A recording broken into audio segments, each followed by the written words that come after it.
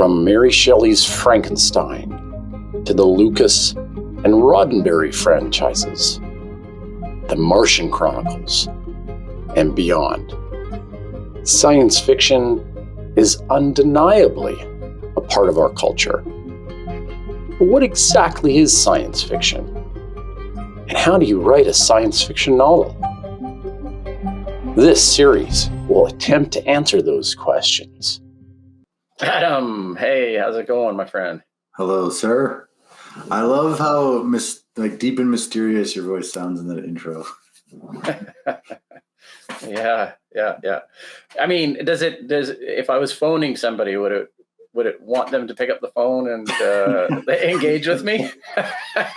like in a movie trailer. Yeah. Oh man. Caitlin her kids are homesick with her today, so she might pop in at any time or not. Hard to say. All right. Okay, that's fine. Yeah. So just too bad because she wrote a bunch. So we were kind of like hoping for an opportunity for her to share that, but I will wait a little bit longer. Mm-hmm. All right. Well, we're allergic to awkward silences, and I'm really good at filling in those gaps. And well, look, we did have a bit of a breakthrough though in terms of her plot. We were always kind of knew that at the end of our book, our character would go through kind of a reimagining of his identity. Have an epiphany, kind of return back to this virtual world, and then maybe come up with a different business model or something that would succeed and help people. We never really knew what that would be, but we knew that something would happen. And I think we figured out, what that could be. So kind of excited about that. So here's what it would look like.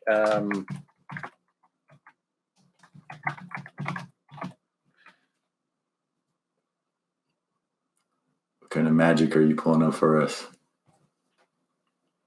Spoiler alert!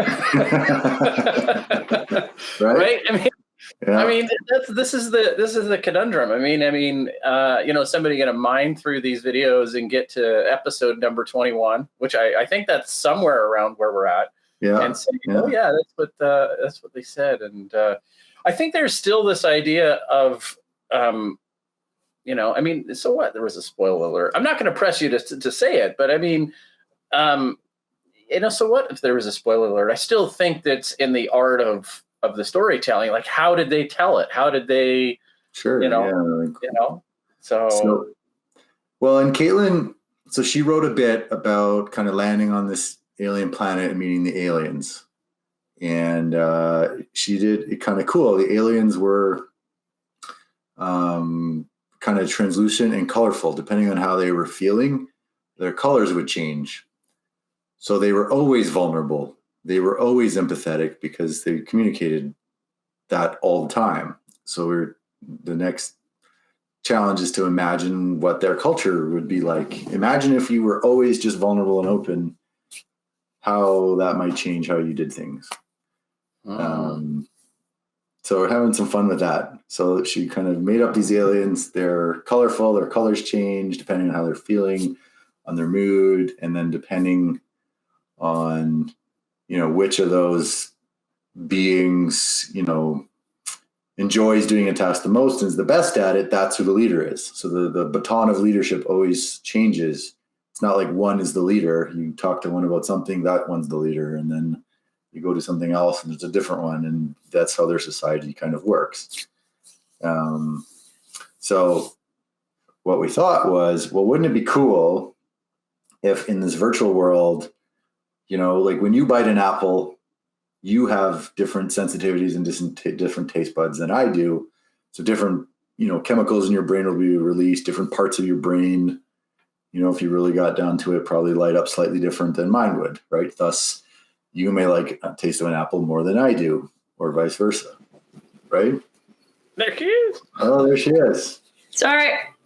My previous meeting was with one of our clients who Loves to talk. One of our favorite clients.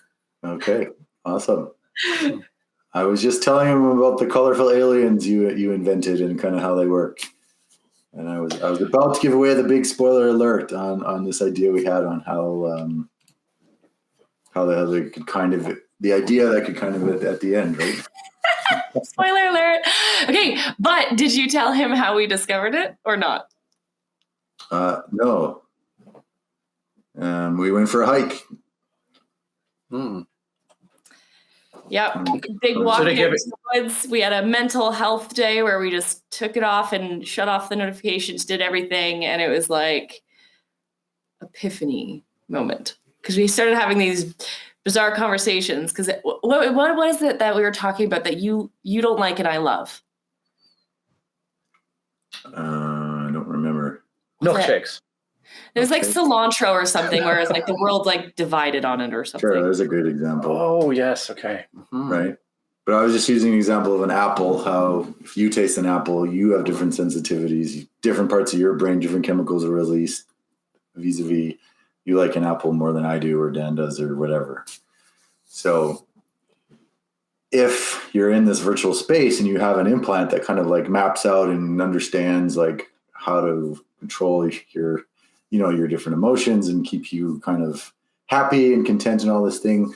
Well, imagine if it could know exactly what brain patterns and chemicals were released, if that was like something you could download, right? So like Dan bites into an apple, I could download exactly that experience into my brain. I would know exactly what Dan feels when he bites an apple.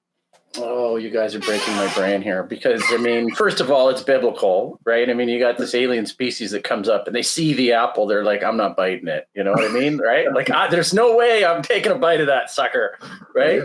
Yeah. but the subjective experience, like there's been this idea in neuroscience that, there's only a certain number of brain chemicals, right? I mean, there's only a certain mixture of brain chemicals, but there's different experience, like how we experience things. Now, how that translates into like, let's just say downloadable experience. I mean, like, I don't even know how you frame that. If you've got like chemical A, B, C through F, how do you, it's, this is the best part about writing a book is this can be one of those magic wand skip over things. Right. Yeah. And it might have to be because there could probably be really, really intricate complications to how this would work. Like maybe you don't even have the neuron path that I do. Like how do you replicate that or whatever? We might need to magic wand skip over this. But what it was getting to is that like if I can now share an experience with you in a way where you might not have agreed, but you came on my journey.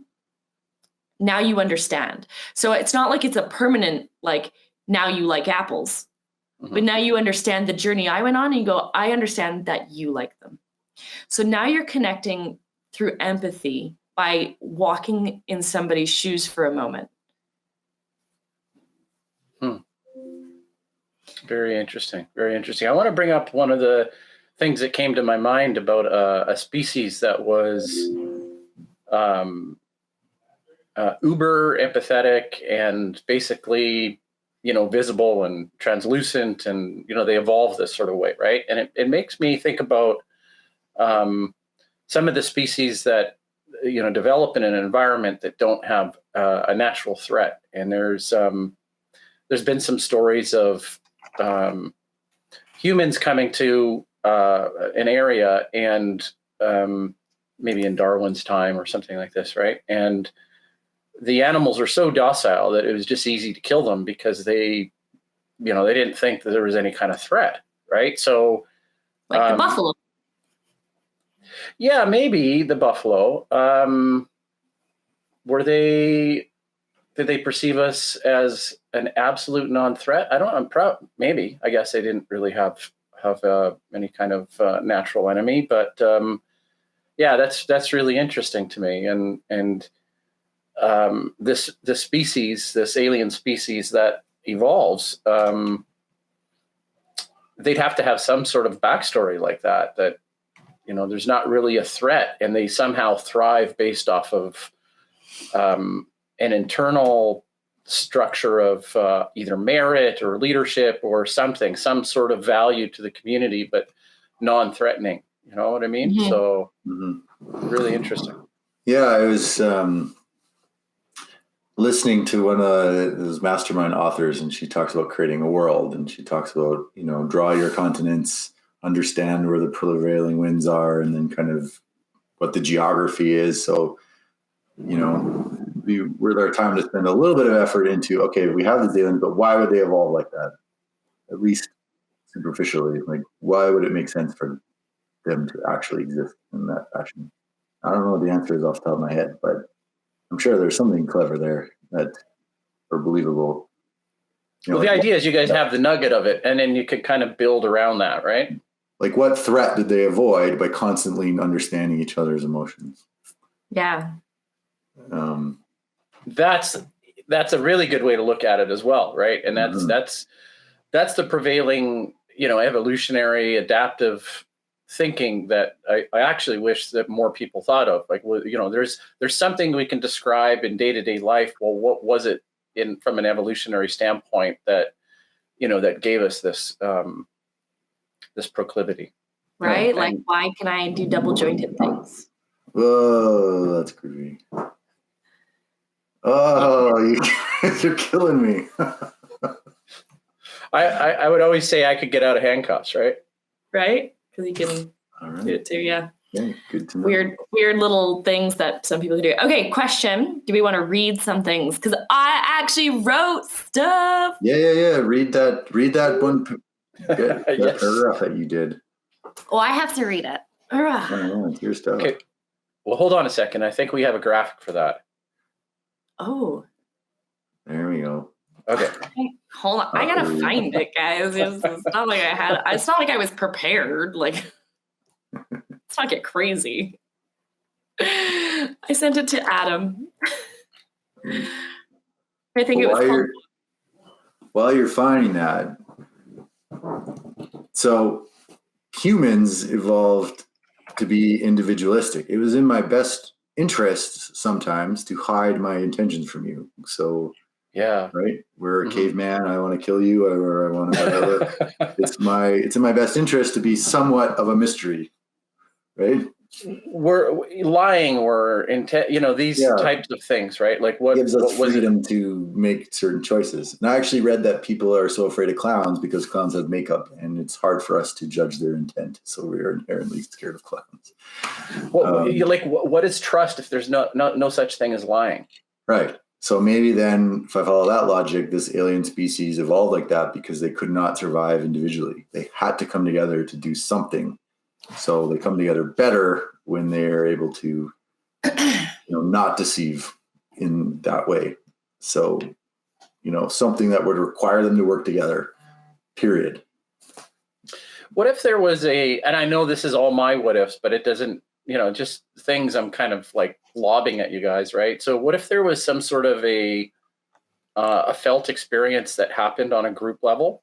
Mm. So pain could be, felt in some sort of way. Like a physical pain could actually be experienced by multiple people. Mm-hmm. Because one of the things that happens with our individual subjective experiences is that it's very much tied to a pleasure and pain model, right? So you've got your spinal cord and you've got your brain, and as the command center, somewhat this command center of like brain connected to the spinal cord, and it's very much individualistic from that standpoint. What if there was something that a physical pain that had a one-to-one relationship with? We kind of can have that, right? I mean, I can really feel somebody's pain if something's happening to them. Maybe not to the full extent viscerally, but I think this is something that like we have inherently that we don't really tap into. Like there'll be times where I'll call a friend and I'll be like, I've been thinking about you all day. Is everything okay? And they're like, actually, I'm having a really hard time. Do you know what I mean? we have this ability as humans, and we don't give it enough credit. We don't look into it. We don't talk about it. We don't do it. Who was I talking to the other day? Who was it? You, Adam? Where I was like, you just thought it and I spoke it. Oh, it was Candida. It was my girlfriend Candida. I'm like, she goes, oh, what was that? And I was like, she was trying to think of a type of dog. And she's like, like, it's like not a wiener dog. I'm like, Dashhound. She's like, yeah. She's like, how did you get that so fast? I was like, I saw it. It like literally, I saw what she was seeing in my mind, right? And I think I used to practice this with a girlfriend. We were in grade school, and I'd get her, we started with like the alphabet. It'd be like picture, letter, and we would just like meditate. And we were in grade like freaking 4. Like we were weird. So we'd meditate at recess, and I would tell her that we got so good at it. I was like, okay, now picture an image. And I would describe the image to her. We got so good at it that, like we just don't practice this. We have it. We don't practice I have to tell you guys, this is so uncanny because I set up a 6-part series with a ex-deputy director of the CIA named Carmen Medina. And our last episode was on that, predominantly on something called precognition. And so she was involved with a study, and I think some sort of academic study where they were trying to, set that up, and they got statistically significant data on it. Not something that they could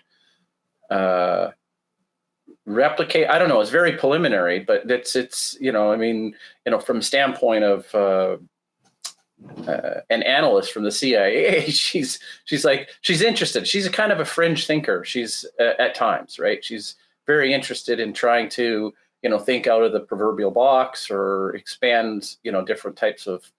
So there's studies already that they've done where they have people who are segregated from any external information, right? And they give them crossword puzzles that are brand new. Versus crossword puzzles that are a day old, but no one's feeding them the answers, but they'll consistently do the day old ones way faster. Interesting. Because they've already been solved. The answers are already there. This is like you can look it up. There's entire studies on this. It's crazy. Wow. Okay. Anyway, you want to read? Yes. Okay. So I don't know if you remember, this is where I jumped into the book. So our hero of our story, the main character, had a health episode, traveled through the pod. The pod got hijacked. The doors open and black figures and everything went black. Do you remember that? Okay. I don't remember the hijack part. I remember the pod going out. But I don't remember the hijack. Went out. You don't remember this? Oh, you're gonna have to go back and rewatch our episodes. So, because we did the one where we introduced the 2 hijacker characters. Remember that? Okay. So then I've done the one where they've actually hijacked it. So you know what? I've done more than I thought I've done. Okay. This is after they have extracted the device that they wanted to hack Earth. And left our character to die, left Quinn to die. So he's pretty beat up. So this is it. You ready? Yeah. Scene. This is it. Death has taken me. This is my hell. The blistering heat strikes my body and I feel searing, choking pain through my throat. I hear a moan. Someone else is clearly in pain, but I can't help to move them. Can you even help others in hell? It's probably frowned upon. I can't see. The light is blinding me. I try to open my eyes, but I can't seem to. I peer through the smallest slit, and the water fills my view, sending gleams of light and fractals in my vision. I squeeze them shut. The moaning grows a bit louder. The person has it way worse than I do. I wish I could help, or at least speak to comfort them. I try to say something, but more painful moaning is too loud for me to speak over. And I attempt to open my eyes. Blinding light, and I can't focus. Suddenly, a dark speck comes into view and slowly grows larger, giving my eyes a reprieve from the pain. I can't make it out. Is this our hellish demon coming to continue the torture and keep us on the brink of life for all the things I've done wrong? Not No, not wrong. I was a good person. I mean, as good as anyone else. I worked hard. I didn't break laws. I was a good father. Or was I? Good parent. Sorry, we're gender neutral here. I was a good parent. Or was I? Oh, Ash, regret immediately fills my heart. Why did I leave on such bad terms? I would give anything to make it right now. A tear pools in the corner of my eye and flows over my eyelid, running down the temple into my neck, leaving a salty sting as it makes a trail to the back of my head. My torturer grows nearer, and I see the outline of blurry figure through my tears. Do your worst. Nothing can hurt more than the pain. I realize I will never see Ash again. I deserve this hell. The figure obscures my entire vision now. I cannot make out the details. I feel hands on my body, and the pain rolls over me in waves. They must be torturing the other soul too. I can hear screams grow louder. Blackness creeps into the edges of my limited vision. I let it take over, and the blackness is peace for now. Yay. That was very good. Congratulations. That was really nice. That was good.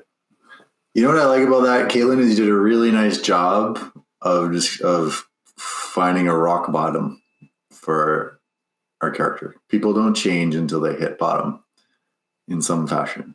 So I think that was the bottom, right? You feel bad for this person, right? Poor bastard. So what you don't know is that there's no other person. He's kind of having like this duality moment. Those screams that he's hearing are his own, or their own. Oh, wow. Right. So that comes into light in the next scene that I wrote. Well, that's cool, right? For something to change, something has to die, right? You're playing on that line. So what you're hearing is a part of him dying. Yeah. Like that? You like that? Like it. Oh. I love it. That's really great. I mean, this idea of duality is something that's really fascinating. So I can't even recommend what to do with it, because you guys are kind of going, right? It's exciting. Mm-hmm. I like it. Good job. Thank you. And I've written even more. Like this alien comes in, everything. So like we're on a flow. We're unblocked. Yeah. At least I am. Yeah. Just keep running with it, right? Just keep, while that momentum is there, just keep putting it on paper or on the screen. It's coming. We'll get there. So that is our Quinn, and we're gonna have to strip it and really do gender neutral stripping of it, because I tend to default to him, and it's not. In fact, we've gender neutraled everything. Mm-hmm. Most of our characters. And that's hard. Yeah.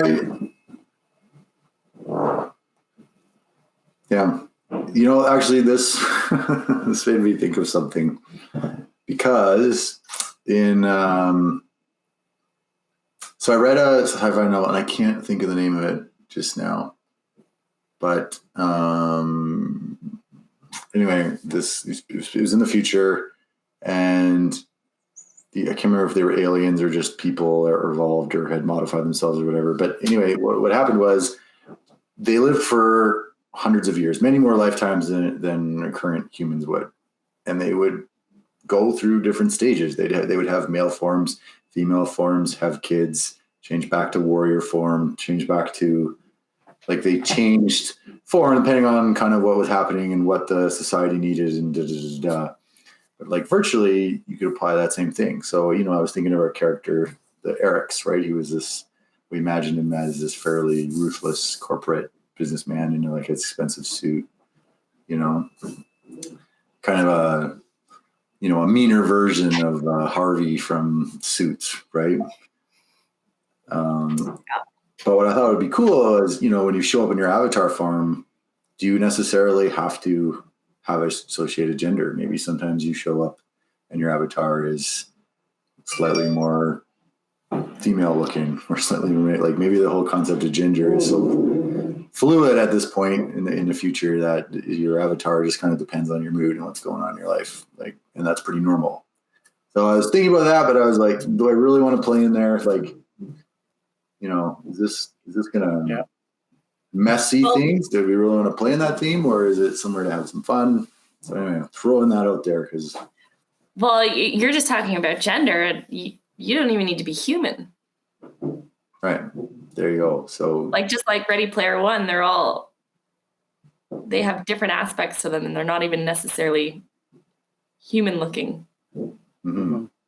So what would would there be rules or etiquette or ethics around displaying yourself appropriately? Or wouldn't even matter? You want to talk about dress code? That's a how you show up in the business realm of your your virtual reality, like right. Like Frank shows up to the meeting as this like garbled tentacled monster. You're like, come on, Frank. Maybe Frank, that does not make put on some pants avatar code. Right. Phone it in, Frank.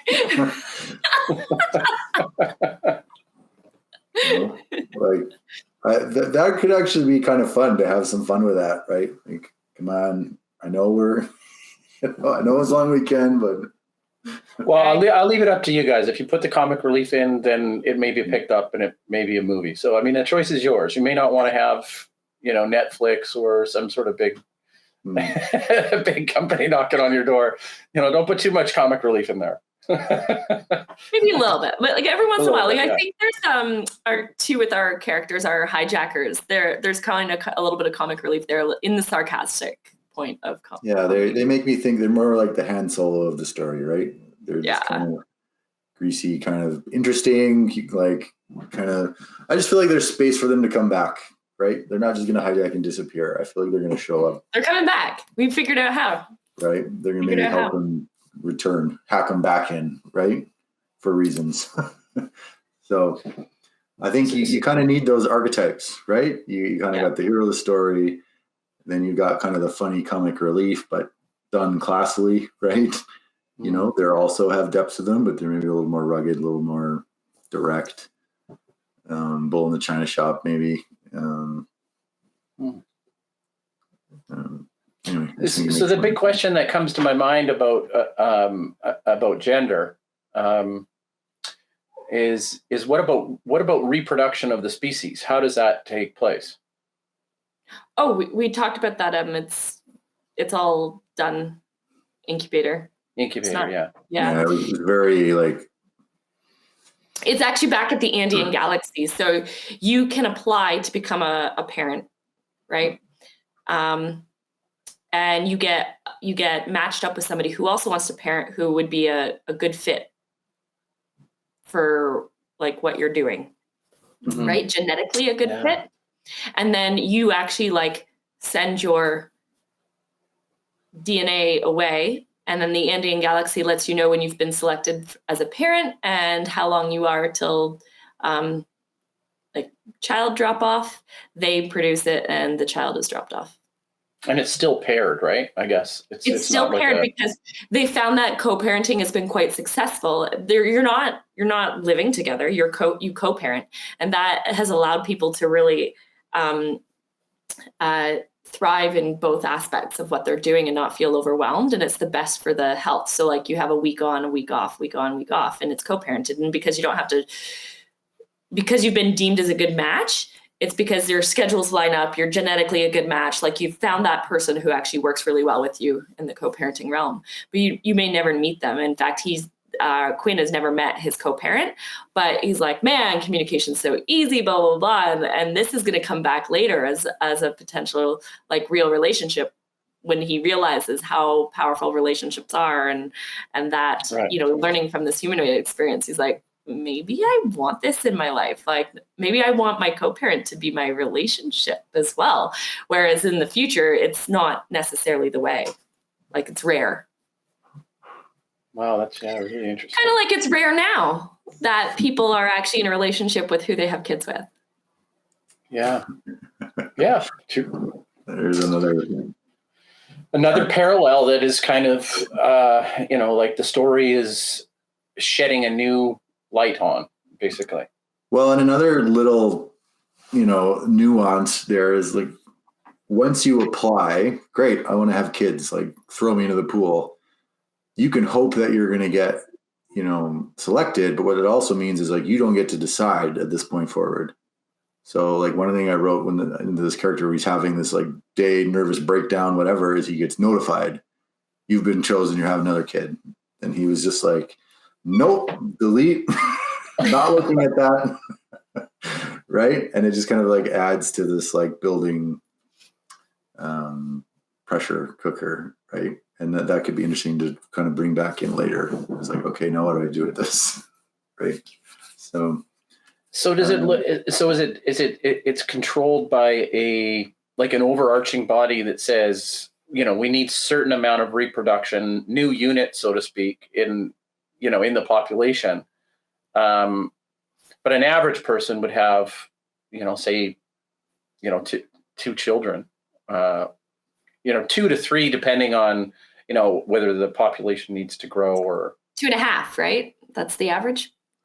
Yeah, we have all these half people walking around, right? Well, I think there's a good narrative there. There's like insert backstory, right? If you're living on building space stations and stuff, population, oxygen, resources, food, scarcity is a problem, right? It's like the Chinese 1 kid rule, but like, way more serious. People will die if you have another child, right? Someone's going on an airlock. So it has to be controlled, right? Yeah. Yeah, that's a common theme. There was a television series, what was it called? And it had that exact problem in it. And they were hiding a second child on the space station. And it turned out they did an improper calculation and they were all going to die anyway because they were going to run out of resources. And they had to go back to Earth, but Earth was post nuclear war and everything, like you couldn't survive on Earth. They had to send a test group back anyway, and it was all criminals. And this one child that had been hidden got put on it, kind of thing. That's pretty brutal. I read a short story where it's the same thing. Guy's doing a supply run, like space travel to a colony on another planet that needs supplies. So he's got nothing but food, like tools, seeds, like thousands of people will die if he does not deliver these, right? And finds in the airlock a little girl who stowed away, who wanted to go see her brother who lives on this colony. And she's too young to really understand the consequences. So now this guy is stuck with the train dilemma, right? Wow. There's enough oxygen to get there, deliver the supplies, and then reload. With her on board, they won't make it. So he has to decide whether to turn around and kill thousands of people or to throw her out of an airlock. And it was this terrible, awfully story, but it just kind of emphasized the brutality of new horizons, right? Exploration, right? Mankind will go to space, but it will be rough for generations before it's not, Are you guys going to do a dilemma like that? I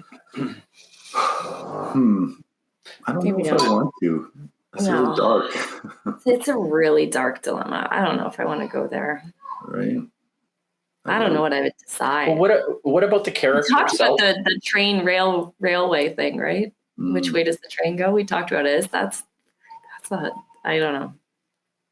What about somehow the character actually, like in that airlock situation, the character actually says, there's a build up that it's going to be because of this, the greatest number benefit for the greatest number, or this kind of thing. And we want to talk about that as a little bit of kind of the situation that's going on with Ukraine, but and the threat of nuclear and this kind of scenario. But what if the buildup is going in that direction, and then the main character sacrifices themselves, or one of the characters says, well, we think it's going to be that person, but then at the last moment they heroically step in front of the train themselves.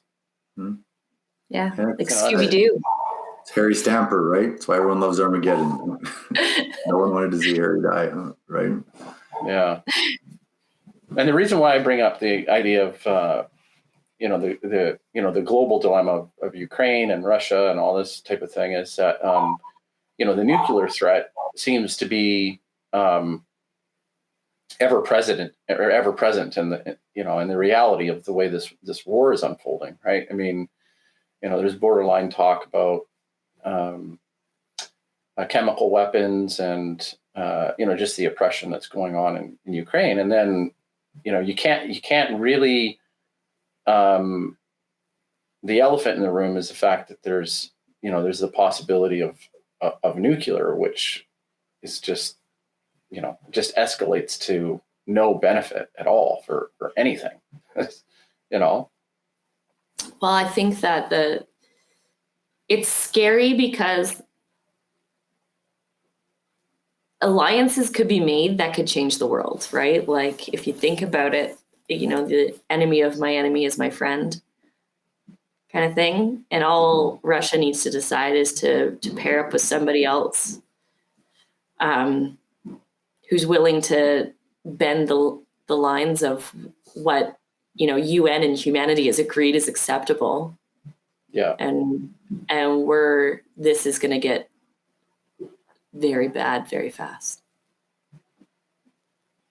That's the scariest part to me, is like, if we don't squash it soon and somebody else says, yeah, you know what, Russia, I'll help you. You help me, I'll help you. We never worked together before necessarily, but I can see some advantage in this. Yeah. That's all we need. That's all we need to escalate it. And that's the part that really, really, really scares me. Then, they agree that they don't have to worry about the human rights piece that we've agreed is the safe way to operate, even in conflict, right? Scary. Yeah, pretty scary. So these are some dark places that were. Was there intention of going into that kind of a dark realm? I guess No, I don't know how we found ourselves here. No, not going to go in there. No, this is all stuff that's previously happened. Like we're post-apocalyptic, right? Like, we've already gone through it. We've come to this new realm of like, there's thriving, plus there's the people on the edge. My daughter is into something in the kitchen. I can hear stuff smashing. I'm going to let Adam take over. Just go ahead. There you have it. Sounded. I don't know if I hope it wasn't smashing. It just sounded like a spoon hit a porcelain floor or like a tile floor or something. Your unexpected plot twist, right?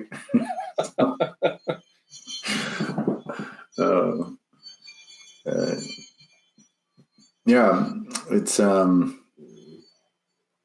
I'm looking forward to kind of pushing through a first draft and then going back and editing it, because I've already got, we've only got like, I don't know, 12,000 words or something, but I got notes all over the beginning part. Like, you need a background here. This should move up here. This doesn't make sense here. This conflicts, like, right? It was just like, okay, throw it down. Let's move it forward. But like, need to emphasize this point, right? This future state doesn't make sense unless we emphasize this somewhere here, right? That's very good. Very good to be creative and self-critical at the same time. Well, I think writing with two authors lends itself to that, right? Because that's really cool. Caitlin has a really vision awesome. In her head, so she writes it. I have a vision in my head, and I write it over here. And then when I read both of them, I'm like, okay, these don't quite marry up. These are the places we have to address to make them align, right? In one case, we actually wrote the same theme differently. Twice. We like kind of overlapped. Like, all right, well, let's combine. Let's take the best of both and see if we can't make like an awesome scene. But, don't necessarily have to like iron all that out right now. Let's not spend so much time worrying about that. Let's move the train forward and just kind of make a note. And then we'll come back and, be like, all right, this was super cool. That was like, let's pick the best parts. Let's iron out these parts. What's the backstory? Yeah. Why does it make sense that these aliens have colors? Like, maybe I don't have to solve that right now. Maybe I'll just push through and add that in later, right? Like, this has been the cool part, though, is like Adam's written stuff, and I'm like, that's not what I was picturing when we talked about like the high level plot. But because he's written it that way, it like made me think of other things that I didn't even think of. And I'm like, yeah, ooh, I like that. Oh, what if this? And it's like, it's been super cool to like co-write a book independently together. You know what I mean? Yeah. Well, one thing that I kind of learned from listening to these mastermind other tapes is when you go back and do that, make sure you don't end up with a chapter where the plot isn't moving forward. Sometimes you have a scene that you really like and you put it in there and for whatever reason, but when you read it, it just like, it doesn't accomplish anything. So I'm kind of trying to keep that in mind as we write it. What is the purpose of the scene? What is it actually accomplishing? Does it move the plot forward? Does it emphasize a characteristic? Does it introduce somebody? Why did he write it? Right. And if it can't answer that, it shouldn't be there. And that's the thing about a novel. I find that there's like a thing about a novel is that you're absolutely right. You can go back and you can look at it and say, what's the purpose? What is this doing? Like to move the plot forward or, to develop the story or the experience. The interesting thing about the short story, which is a little bit more compact, is that every sentence does that. Mm-hmm. Right? Every sentence moves it forward in some fashion. And then if you go constricted down to poetry, I think the poetry that I love the most really shapes and moves almost with every word. So it's just a difference, right? It's like the focal point on the efficiency of the transmission goes from something that's a little bit more broad in a novel all the way down to very compact in poetry. And you could say something like a haiku is something even more focused in terms of review or something. Yeah. Well, so I listened to an interview from Robert Jordan, right? That's the pen name, the guy that wrote the Wheel of Time, like fantasy series, pretty popular book series. Mm-hmm. And he said the story revolves around essentially three guys and a girl from a small town, and then they go on an adventure. And he said originally there were 4 guys, but I got like halfway through the book and we read back and we looked at it, we're like, this 4th person doesn't have a purpose. If I removed them, nothing would happen. The plot would continue to go forward, right? They are not serving a purpose. So they just kind of got like taken out and parts of that just inserted into existing characters. And I recently read another series by a new fantasy author, and I think it was his first book. And it was really good, but he had this character in it. It drove me nuts because they were not necessary. They did nothing to the thing. They just like showed up, came along for the ride. And I kept waiting for like their reason for being there, and it never came. And I concluded at the end that I was like, okay, this was maybe a beginner mistake. This character does nothing. Maybe there's future plans for them, but in this story, they shouldn't have been here. It was a distraction. It caused nothing. So, if we're putting in 2 funny characters that are, sabotaging this plot or whatever, that's awesome. But I just want to, as I'm writing, keep in mind, okay, what do I want to do with these? Is this just like momentary relief? They're kind of interesting and they go away? Or is this going to be someone that's going to come back in an interesting way later? Or, I don't know. There's so many thoughts going as you're writing this, right? And the more I do it, the more I listen to you, Dan, the more I read about it or listen to it, the more the machine is running as I'm doing it, right? When I started, I was just writing a cool scene, and now I'm like trying to think of a lot of other things while I'm doing it. So you're enjoying these they're pretty good. Hey, the masterclass videos. I've enjoyed them. I've listened to a few of them, and so you picked up Neil Gaiman, and then did you listened to a few other ones, I guess? Yeah, I listened to Neil Gaiman. I'll open it here. And I checked out David Baldacci. Okay. And I just started James Patterson. And N.K. Jemisin. I listened to her. She was really interesting. She's a Black lady writing fantasy science fiction. So she had a really interesting point of view of kind of being a visible minority playing in what is typically or traditionally been kind of a white man's world. And she had a kind of interesting point of view about that. So I guess as we're talking about making all these statements in her book about things like gender, things about politics, about humanity, whatever, some of the advice was interesting was talking about like publishers might not accept your book, not because they don't like it, but because they're not willing to stand behind something that's making a powerful, that particular statement at this time. So be careful about how polarizing you want to be. Well, that being said, I think, we in Canada, I think publishers are actually looking for that, and CBC, for example, on a whole, is actually selecting novels that help, bring some of those social issues to the forefront, right? So, an interesting social commentary on the time that we live and approaching it in a unique and novel way is really, something that I wouldn't shy away from, right? And you didn't. You guys are confronting it. I think it's great to see you guys working on that and committing to that. Definitely touching on some interesting subjects. I think you can subtly thread the needle, right? Like present it, but not necessarily tell people what they should or should not think about it. If you can do that, as maybe an art form, but then that's cool. You read this book and made you think, and then we've accomplished what we wanted to accomplish. Right? Maybe, hopefully, you're entertained as well. So, have you guys? I'm reading because my son is reading the Tolkien series. Have you guys read that? Oh, yeah. A couple times. Yeah. No. Yeah. Well, what do you like to read, Kate? I mean, what's your what books are you either reading or have read, or what were some of your favorites over the years? If you had to, you're gonna make fun of me. I love Harry Potter. I've read that probably like 10 times, and I'm rereading it right now for my son. I didn't mind the Twilight books, not gonna lie. A lot of vampire stuff, a lot of that kind of fantasy, magic. I loved Sword of Truth. What's the author, Adam? Oh, I don't know. Wizard's First Rule. Wizard's First Rule, Sword of Truth series. There's like 13 of them. Terry Goodkind. Very good. Goodkind. Thank you.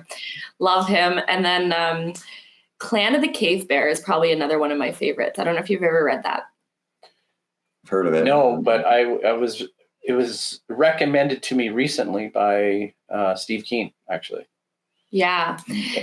What I love about it is the story's, false, but a lot of the historic truths of how the caveman would live and hunt and all that stuff, that's all accurate. Yeah. And I don't know whether it was because of that book, but when I first moved to the acreage out here, I walked up the back of my property and I was like, oh, I know what that plant is. I know what that plant is. I know what that plant is. Right. And I know all the medicinal properties of it.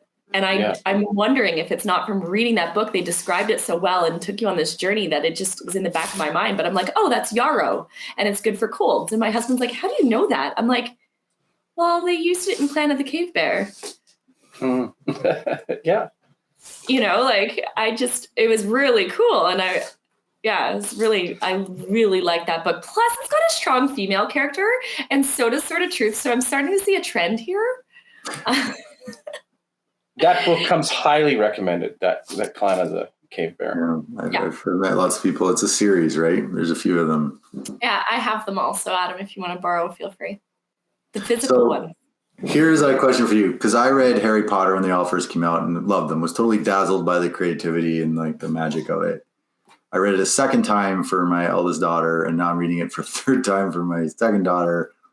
And for the most part, still like them. But what I'm curious about is as the books progress, especially the last 3, Ron and Hermione are super interesting characters to start with. They're kids. They all have their strengths. They all contribute to solving the puzzles. as the story progresses, they become essentially, they don't do anything anymore. They're useless. Harry does it all as we get towards the end. And that bothered me. She kind of let them drift away. And I don't know if you find the same thing, but towards the end, Ron does nothing. He's just kind of there. He gets angry. He leaves, comes back. Oh, you're talking in the Deathly Hallows? Yeah, Deathly Hallows especially. Or in Phoenix too. Ron just kind of runs around looking scared. Hermione doesn't really do much either. The characters were so interesting to start, and then she just kind of focused more on the main character and let the two others kind of. Interesting. Anyway, that was my observation as I read through it the second and third times. I wished that they were as interesting at the end as they were at the beginning. But you have to remember, it's from Harry's perspective, right? Yeah, true. I'm trying to think. I don't think she ever does a scene without Harry in it, right? It's all Harry's perspective. So it's never like you're seeing Ron's. It's all surrounded by one single character. There's scenes from Voldemort's point of view, I think. And there's scenes where he. Or no, they're not. It's Harry watching. Yeah, they're all from Harry's watching the dream. So that's got to be a really hard balance to make, is to write when you're doing it from somebody's perspective and you're not splitting to another character's perspective. How when we split to the hackers in our book, our character's not even anywhere near there, right? We're splitting to their perspective. You're getting insight into somebody else's perspective. It's easy then to grow a character development. It's really hard because you're seeing it through the lens of Harry. So you're seeing what Harry's picking up, and he's a 12 to 16-year-old boy. He's only picking up on the very slight nuances of their infatuation with each other, the slight nuances of this, and he's not seeing what they do when he's not there, kind of thing, right? Well, it's actually interesting. So it's telling about the reader experience, right? If you write it from third person point of view, you can have scenes where you, the reader, know more than the character, and that's kind of interesting. Right. Whereas if you write it from first person, I only know what that person knows, right? So it's little did he know, kind of the other. So both can be really interesting, right? One can kind of lead you along. Holy shit, he doesn't know that thing's going to blow up, right? Or whatever. Or he doesn't know that that's actually his son, or, there's a million combinations. Or from the other point of view, you get to experience the discovery and the growth as it happens. So interesting choices as a writer. What kind of journey do you want to take the audience on? Yeah, the book that I was writing, the one on Will Freeman, the artificial intelligence one, I was doing reverse chronological and chronological from the first person with 3 different characters. Oh. And so they were coming together at different, they were kind of coming back. One's moving forward through time, one's moving backward through time. It's a mind bender at times, right? To see how things unfold in relation to forward in time, backwards in time. It's cool. Yeah, there's so many ways that you can kind of do it, but once you commit, you got to commit, right? You have to. So when do we get to read this Will Freeman, Dan? When does the world get to see it? Oh man, I don't know. It should be out this year, really. Yeah. Okay. In 2022. Awesome. Launch party. Right. Yeah. I think it's a really interesting perspective, because we went ahead and wrote it where we jumped into other characters' minds. Well, I did, by going into that scene. But that's probably something we should talk about, is that, if that's what we want to do. That's a Terry Goodkind, those sort of truth books. You jump into other characters' perspectives. And the one bad side about it is that if you don't like the character, the second you read the first sentence in that chapter and it's from that character's perspective, you're like, ugh, I was so into the other story, and it's like a slog to get through that character. There's, I think the 5th book on Terry Goodkind, there's this one character, Obin or Odin, or I don't know, starts with an O. I hate him, drives me nuts, don't like him. And I actually stopped rereading that book because I just couldn't. It was driving me nuts. Well, Tolkien does that, right? Your son's reading Tolkien, right? He'll advance right up till there's going to be a battle, and then he'll go over here for like 150 pages. And I remember reading it being just like, oh my God, tell me what happens to Frodo. Now we're over here and we're, there's a battle with the men, and I'm just like, what happened? It kept me reading through it, but it drove me crazy. It does a little bit. So I don't know. What do you prefer? When Frodo gives up the finger, or gives him the finger, basically, when the finger comes off, is that for you guys? Is that like the high point of the of the series? Do you think? Ooh, question.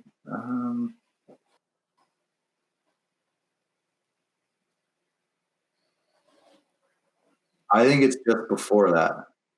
I think it's when Sam carries Frodo up the mountain. Yeah. Interesting, yeah. Because Frodo's done. He's got nothing left. Right? And then that's true. He tries to seize the ring, and then just luckily Gollum comes along, right? Surprise. You know what? I'm surprised in rereading it again how much power the ring has over me.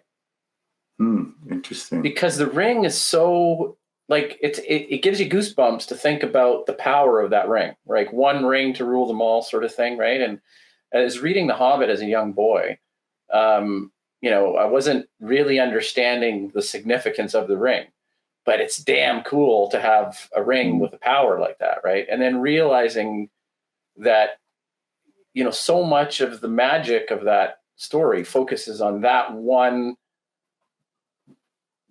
just that ring itself. It's so amazing that you can compact so much into one symbolic element. That to me is the magic that he pulled off. Yeah, it's cool. And it gets you because it's like, it's a symbol, but it's like, I can't help but daydream about that. Like, imagine you had a ring like that, right? And then it's so addictive. It almost reminds me of somebody battling through an addiction. Like don't do it. Don't use it. Don't, Interesting. Like it's so tempting, but it's so evil, but it's so, you shouldn't, but